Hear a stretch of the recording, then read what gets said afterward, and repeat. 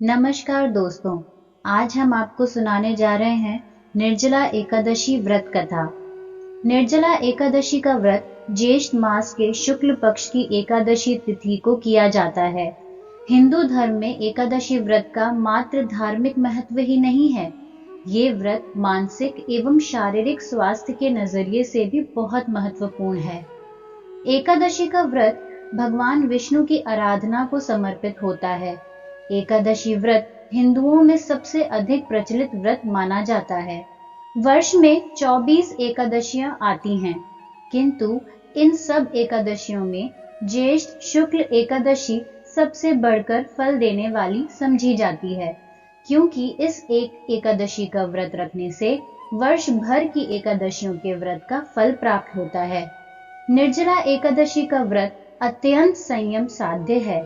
जो इस पवित्र एकादशी का व्रत करता है वह समस्त पापों से मुक्त हो जाता है। निर्जला एकादशी व्रत का पौराणिक महत्व और व्याख्यान भी कम रोचक नहीं है। जब सर्वज्ञ वेद व्यास ने पांडवों को चारों पुरुषार्थ धर्म, अर्थ, काम और मोक्ष देने वाले एकादशी व्रत का संकल्प कराया था, तब युधिष्ठिर ने कहा, जनार्दन, ज्येष्ठ मास के शुक्ल पक्ष में जो एकादशी पड़ती है, कृपया उसका वर्णन कीजिए। भगवान श्री कृष्ण ने कहा, हे राजन, इसका वर्णन परम धर्मात्मा सत्यवती नंदन व्यास जी करेंगे, क्योंकि ये संपूर्ण शास्त्रों के तत्व और वेद वेदांगों के पारंगत विद्वान हैं। तब वेद व्यास जी कहने लगे, कृष्ण पक्ष और शुक्ल पक्ष दोनों पक्षों की एकादशी में अन्न खाना वर्जित है। द्वादशी के दिन स्नान करके पवित्र हो और फूलों से भगवान केशव की पूजा करें। फिर नित्य कर्म समाप्त होने के पश्चात पहले ब्राह्मणों को भोजन देकर अंत में स्वयं भोजन करें। यह सुनकर भीमसेन बोले, परम बुद्धिमान पितामह, मेरी उत्तम बात सुनिए। राजा युधिष्ठिर, माता कुंती, द्रौपदी, अर्जुन, नकुल और सहदेव ये एकादशी को कभी भोजन नहीं करते तथा मुझसे भी हमेशा यही कहते हैं कि भीमसेन, एकादशी को तुम भी ना खाया करो। परंतु मैं उन लोगों से यही कहता हूँ कि मुझसे भूख नहीं सही जाएगी। भीमसेन की बात सुनकर व्यास जी ने कहा, यदि तुम नरक को दूषित समझते हो और तुम्हें स्वर्ग लोक की प्राप्ति अभिष्ट है, तो दोनों पक्षों की एकादशियों के दिन भोजन नहीं करना चाहिए। भीमसेन बोले, महाबुद्धिमान पितामह, मैं आपके सामने सच कहता हूँ, मुझसे एक बार भोजन करके भी व्रत नहीं किया जा सकता, तो फिर उपवास करके मैं कैसे रह सकता हूँ। मेरे उदर में व्रत नामक अग्नि सदा प्रज्वलित रहती है, अतः जब मैं बहुत अधिक खाता हूँ तभी यह शांत होती है। इसलिए महामुनि, मैं पूरे वर्ष भर में केवल एक ही उपवास कर सकता हूँ, जिससे स्वर्ग की प्राप्ति सुलभ हो तथा जिसके करने से मैं कल्याण का भागी हो सकूं। ऐसा कोई एक व्रत निश्चय करके बताइए, मैं उसका यथोचित रूप से पालन करूंगा। व्यास जी ने कहा, भीम, ज्येष्ठ मास में सूर्य वृष राशि पर हो या मिथुन राशि पर शुक्ल पक्ष में जो एकादशी हो, उसका यत्न पूर्वक निर्जल व्रत करो। केवल कुल्ला या आचमन करने के लिए मुख में जल डाल सकते हो, उसको छोड़कर किसी प्रकार का जल विद्वान पुरुष मुख में न डाले, अन्यथा व्रत भंग हो जाता है। एकादशी को सूर्योदय से लेकर दूसरे दिन के सूर्योदय तक मनुष्य जल का त्याग करे तो यह व्रत पूर्ण होता है। तदनंतर द्वादशी को प्रभात काल में स्नान करके ब्राह्मणों को विधि पूर्वक जल और सुवर्ण का दान करें। इस प्रकार सब कार्य पूरा करके जितेंद्रिय पुरुष ब्राह्मणों के साथ भोजन करें। वर्ष भर में जितनी एकादशियां होती हैं, उन सब का फल निर्जला एकादशी के पालन मात्र से मनुष्य प्राप्त कर लेता है। इसमें तनिक भी कोई संदेह नहीं है। शंख, चक्र और गदा धारण करने वाले भगवान केशव ने मुझसे कहा था कि यदि मानव सबको छोड़कर एकमात्र मेरी शरण में आ जाए और एकादशी को निराहार रहे, तो वह सब पापों से छूट जाता है। एकादशी व्रत करने वाले पुरुष के पास विशाल काय, विकराल आकृति और काले रंग वाले दंड पाशधारी भयंकर यमदूत नहीं जाते। अंत काल में पीताम्बरधारी सौम्य स्वभाव वाले, हाथ में सुदर्शन धारण करने वाले और मन के समान वेगशाली विष्णुदूत आखिर इस वैष्णव पुरुष को भगवान विष्णु के धाम में ले जाते हैं। अतः निर्जला एकादशी को पूर्ण यत्न करके उपवास और श्री हरि का पूजन करो। स्त्री हो या पुरुष, यदि उसने मेरु पर्वत के बराबर भी महान पाप किया हो तो वह सब इस एकादशी व्रत के प्रभाव से भस्म हो जाता है। जो मनुष्य उस दिन जल के नियम का पालन करता है वह पुण्य का भागी होता है।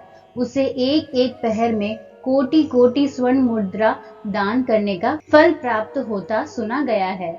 मनुष्य निर्जला एकादशी के दिन स्नान, दान, जप, होम आदि जो कुछ भी करता है वह सब अक्षय होता है।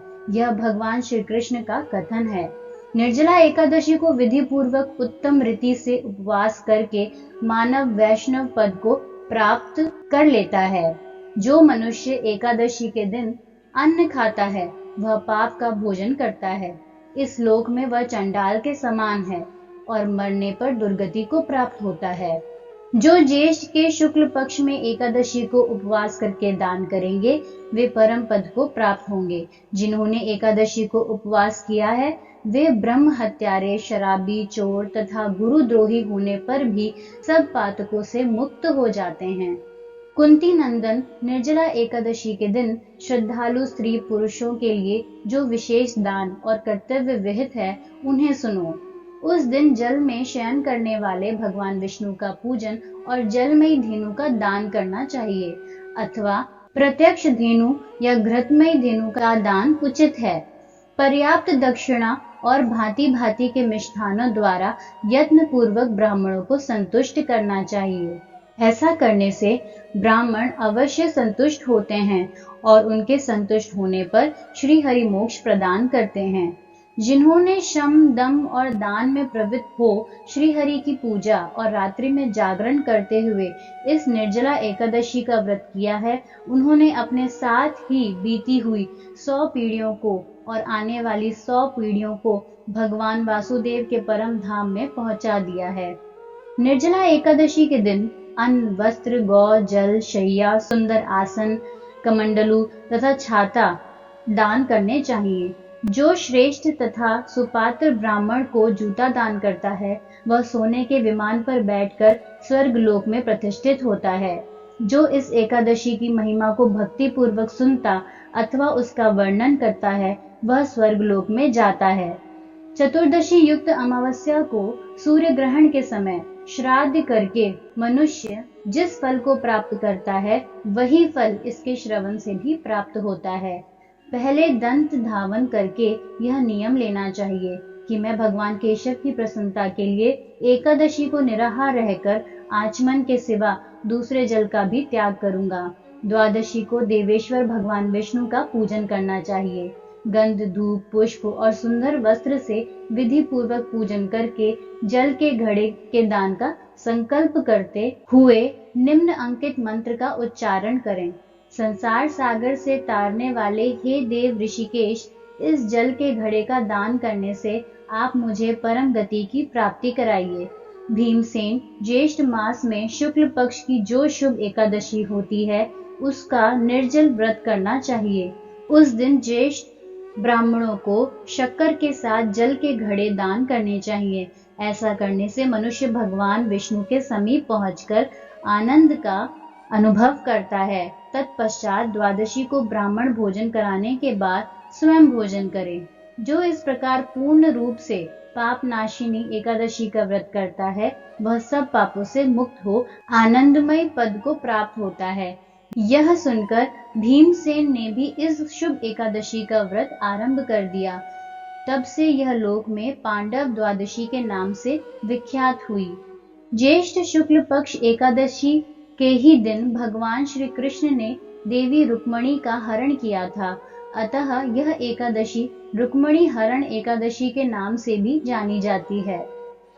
बोलिए विष्णु भगवान की जय। आज की कथा कैसी लगी कमेंट सेक्शन में ज़रूर बताएं। अगर अच्छी लगी हो तो एक लाइक ज़रूर करें। अभी तक हमारे चैनल को सब्सक्राइब नहीं किया है तो लाल कलर के बटन को दबाकर सब्सक्राइब करें। पास ही दिए हुए बेल आइकन को भी दबाएं, जिससे हमारी आने वाली हर वीडियो की नोटिफिकेशन आप तक सबसे पहले आएगी। धन्यवाद।